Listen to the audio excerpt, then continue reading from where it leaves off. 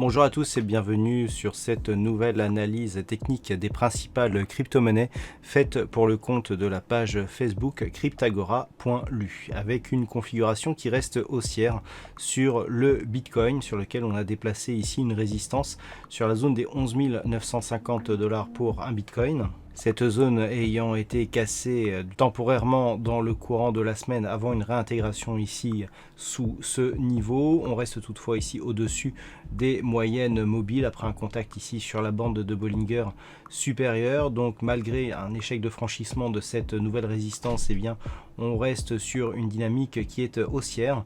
Prochainement, si la cassure ici de cette zone des 11 950 $ venait à être confirmée, eh bien, le prochain objectif de l'évolution haussière du Bitcoin pourrait nous emmener sur la zone de résistance des 13 190 $ pour un Bitcoin. Par contre, en cas de rupture ici d'une zone intermédiaire proche des 11 500 $, les cours pourraient bien consolider en direction de la zone technique des 10 000 $ pour un Bitcoin. Et puis sur l'Ethereum, eh bien, il semblerait que nous soyons toujours ici dans une dynamique haussière suite au franchissement de la zone de résistance des 358 $.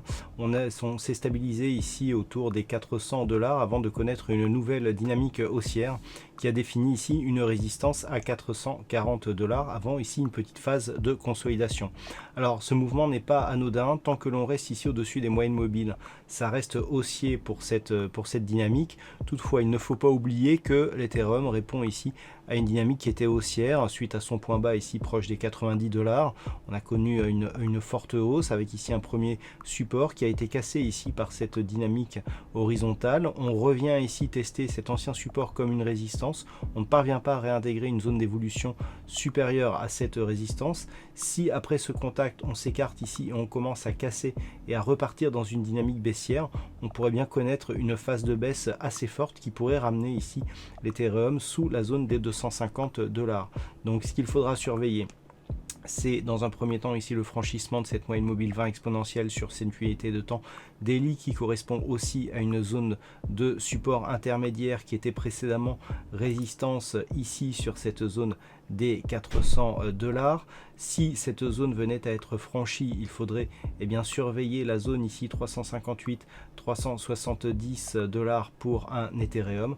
En cas de franchissement ici de cette zone de support, le signal de consolidation serait confirmé et on pourrait bien connaître une accélération baissière. D'un point de vue un peu plus moyen terme, nous avions aussi une dynamique portée ici par cette phase de hausse consolidée.